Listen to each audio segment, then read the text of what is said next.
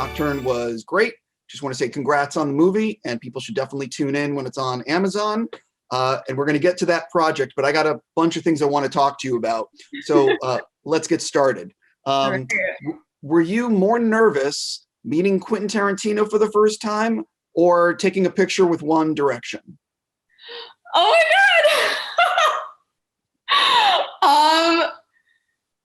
How can you even ask that question?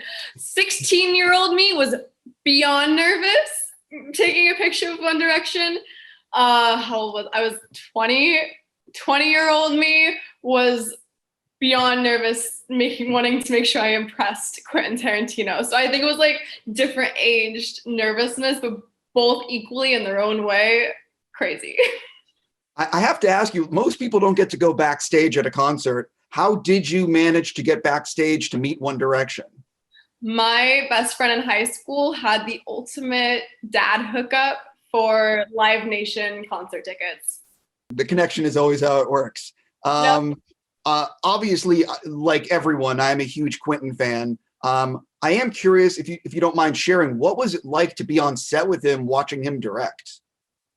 The best acting school workshop you could ever ask for. I mean, he's such a brilliant mind, and the way he just brings the whole movie to life on a set in a completely different way is unbelievable. And the way he works with everyone, and he's so immersed in the characters and the writing, of course, and it truly genuinely makes him happy. So being able to see someone who loves their work was a lot of fun.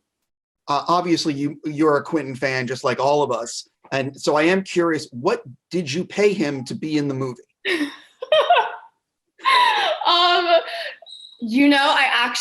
So during the audition process, there was a thing on the audition notice saying that you could do extra credit. Like you could bring in a monologue, you could prepare a song, like anything creatively you wanted to do. So I ended up writing a letter as another Manson girl, as if I was writing a letter to Charlie. And I read the letter in the audition room, and then he asked to keep the letter. So that was kind of cool. That was my payment. I wrote a letter to Charlie. That's awesome. Yeah, but it was so cool because other girls were painting pictures and writing songs, and it was something I've never done or been asked to do before in an audition. And he really appreciated the people who did that. Yeah, I'm thinking, yeah, that's awesome. Yeah. I read, and I don't know if this is true, that when you were younger, you really wanted to be an actor, and you presented your parents with a 5-year plan, like a business plan. Is that true? It is true. Both my parents were very strict, still are. School and education is always number one in their lives, and they're both very smart individuals. And so the whole creative artsy world was a different planet to them. And the only way to communicate my dreams was to be able to do it on a level that they would understand. And so I put a business plan together. I was like, all right, smart people, this is what I want to do. First of all, that's amazing. And second of all, it totally worked. It took a little longer than my business plan said, but we're here. But completely. You've been working, I believe, since 2009, and you're now in your early 20s.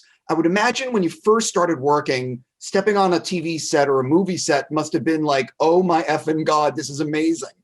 How has that changed at all for you as you've now that it's become almost like this is your job? Is working on movies, working on TV. Do you still have that same energy and excitement when you step on set, or has it settled a little bit? I still get this nervous excitement on every single set because every character and all the people are always different. So I get really excited to be able to try new things and meet new people. But as I've gotten older, I also do look at it as more of a job and a business, but I still have that nervous excitement. I've been asking this question of everyone I've been talking to the last few months for the next 2 questions. What TV series would you love to guest star on? Yellowstone. Okay, that was not what I was expecting at all. So have you seen all 3 seasons? Yes, I binged them during quarantine. Really? Yeah, And I think it has to do with Taylor Sheridan because he's a great writer also. amazing. But like I would like to move there also and live on a ranch. So Got it. What movie have you seen the most?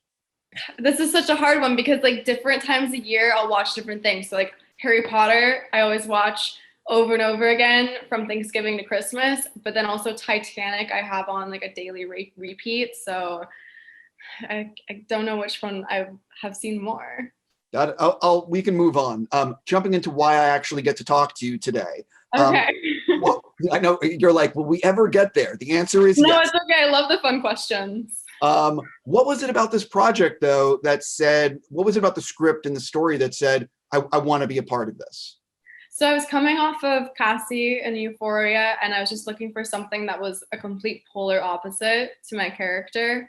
And when I read Nocturne, it reminded me of Black Swan in a sense, and I was a huge fan of that. And I think Natalie Portman's incredible. And I was like, I could do something here. I can challenge myself, and I just dove in, and I really enjoyed it. When you're meeting with Zoo to discuss the role, are you like, yeah, I cannot really play piano that well, so we're going to cheat that, right? Actually, I might have said I've had some piano experience just to make sure that I was like, I could do this. And then I was telling myself that I'll just take as many piano lessons as fast as I could. They had a pianist teach us the different songs, not like fully, because when I actually sat down to look at the music, I was like, oh my God, this is gonna take me years. But they had someone work on the choreography of the song. So like where our bodies would be our shoulders, our hands, and like where on the piano we would be at that time. And I ended up actually buying an electric piano to practice on, and I've enjoyed it, and I've taught myself a little bit here and there. But yeah. Well, what's interesting is I just spoke to Anya Taylor-Joy about Queen's Gambit.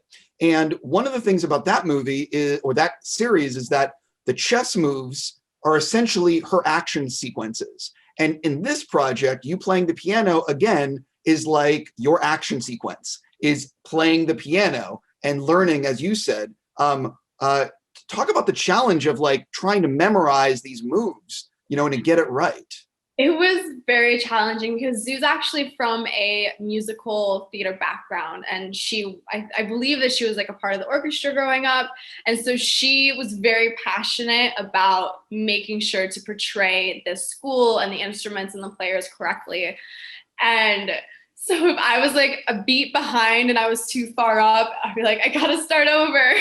And it was a lot of work to make sure that we showed it as real as possible. Before you obviously stepped on set, you're looking at the script, you're looking at everything you have to do. Besides the piano stuff, I'm curious, what were you maybe nervous to be able to pull off with the schedule and the budget you guys had to work with? It was definitely a very, very quick, short schedule. We had 20 days to film the entire movie, which it takes us more than 20 days to film an episode of Euphoria. So going from that to having just little time was stressful, but also you come up with a lot of creative maneuvers to get things done.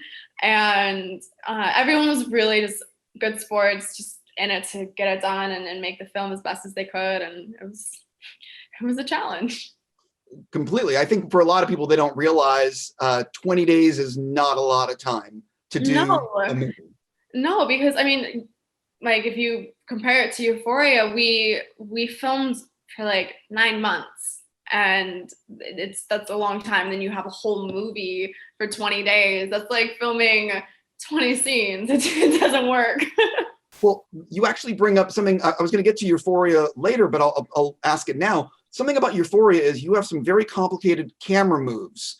And I'm curious, what is it like on set, working with this kind of camera work? It's a lot of time. It's a lot of patience and rehearsals and just making sure that everything lines up perfectly. And everyone's so great on that set because they knew that if we really put the effort and the hard work and the time in, that we could create something beautiful like Euphoria. And so everyone was just there to be able to make it, and we we sat and we made sure that we got the shots. But I mean, like it would take us sometimes a day to do 2 scenes because it was so much work. Right. How do you, as an actor, stay emotionally present in a moment like that, which is going on for a very long time? So, and also like hitting your marks when the camera is doing some of this stuff. How challenging is that? You know, the staying in the emotional part, it's for me, I'm able to like jump in and out of it. That part isn't the crazy hard part. Hitting the marks at the exact right time when the camera is in that position and the lighting, that sometimes I'm like, oh my God. But the jumping in and out, as I've gotten older, I've gotten better at being able to shut off, shut on when I need to. Nocturne is streaming on Amazon, and I'm curious for you because you're younger than I am. I revere going to the movies. Like going to a movie theater is like my church, my temple. It's everything. But I also love watching movies at home. How is it for you, being like a younger generation? Do you still have that, my God, I want to see everything in a movie theater, or are you very comfortable with watching everything at home? I love going to movie theaters. I had my first date in a movie theater. I love eating candy and popcorn, and I usually like to dress all comfy and go to theaters. I miss it. I think that I do enjoy watching movies at home. I enjoy watching TV at home and movies in a movie theater, but I'd like to go back. I am counting the days. With Euphoria, do you know when you might be filming again? What, or are you involved? Like, how does that? When it's safe for all of us to go back and be able to film Euphoria to Euphoria's greatest standards. Got it. I understand. You recently announced a new series with, I want to pronounce Halsey. Halsey. Yeah, I'm really bad with names, and everyone's going to make. Okay, I am too. Right, no. But for people that had heard about the project, what can you actually say about it, and when are you planning? What's going on with it? Yeah, so I started a production company called 50/50 Films. And about a year ago, I found the book. It used to be called The Players Table. Now it's called They Wish They Were Us. It was released about a month ago.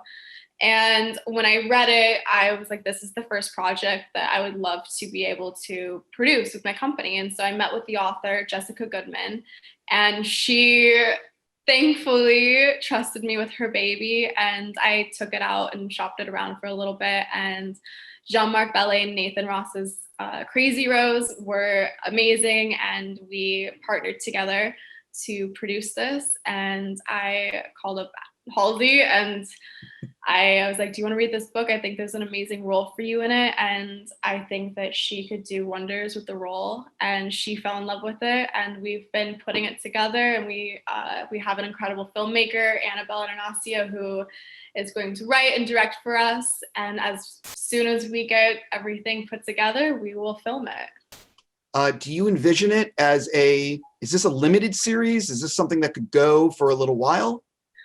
We envision it as a limited series, but who knows what could happen in the future.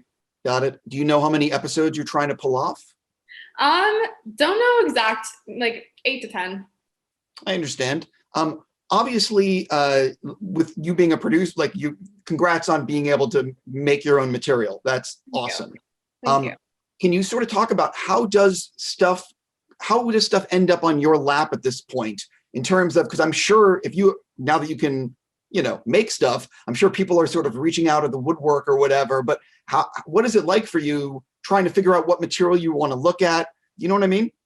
It's actually really challenging because I'm still at the point where I want to do everything. I kind of want to try and dip my toes in every genre, every partnership that I can. And it's so hard because you're like, what will benefit my company or what wouldn't? And so just trying to read as much as possible. I have people sending me pitches, scripts, books. I love books. I'm a huge reader. So I'm trying to find more books to adapt myself.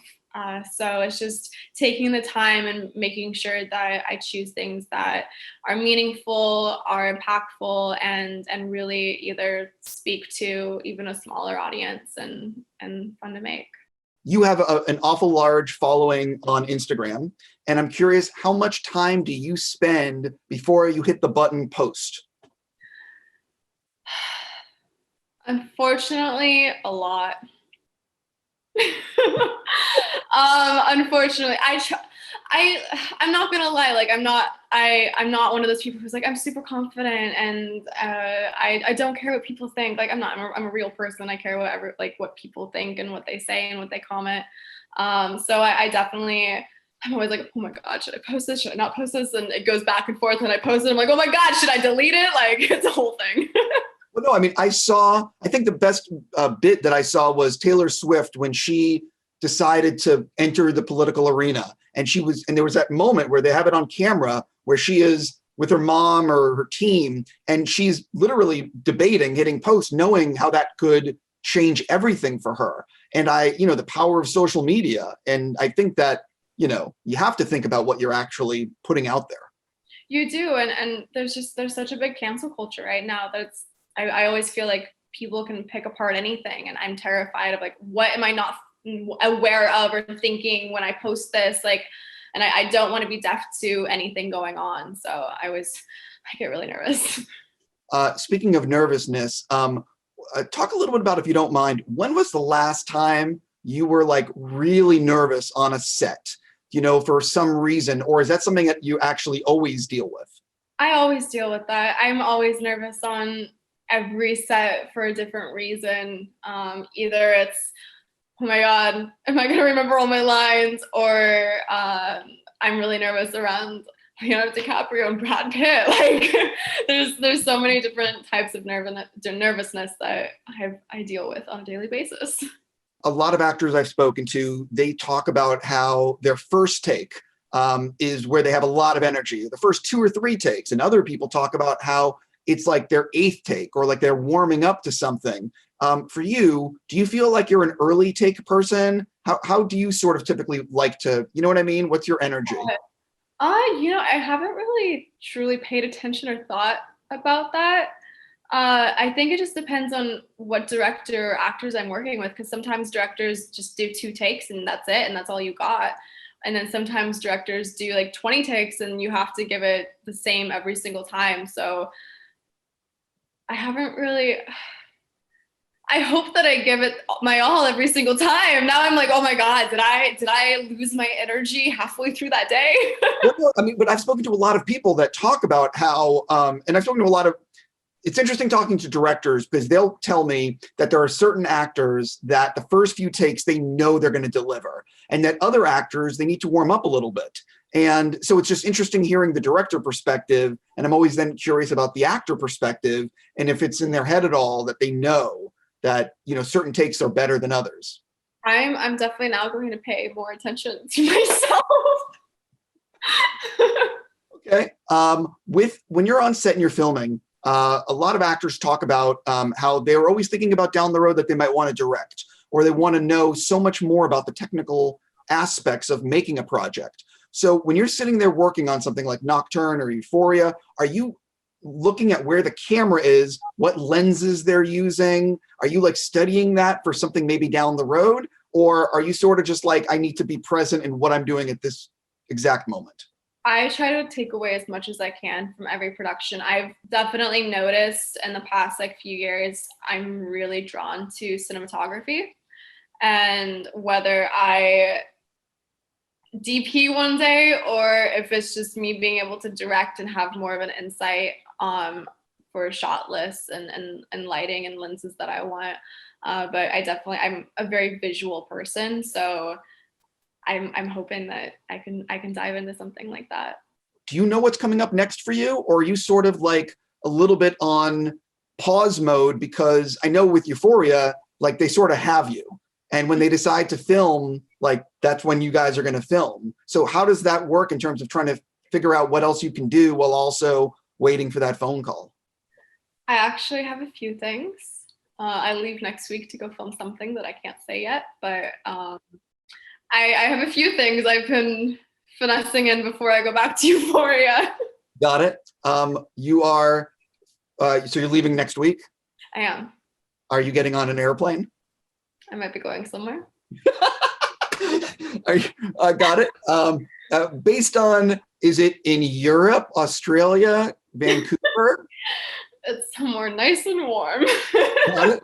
I won't pressure you there because I know a lot of stuff where it's filming. So I if know. you, I figured. I was like, I can't give too much away. yeah, no, I mean, if you told me you're going to Australia, that's going to tell me there are certain things that are filming there. If you tell me you're going to Toronto, you know what I mean. Yep. I'm just going to say it. I mean it seriously. Super happy to talk to you. I've really been a fan of your work. Thank you for giving me your time, and I hope to talk to you again at some point in the not so distant future when you're promoting whatever it may be. Thank you so much. This was a lot of fun.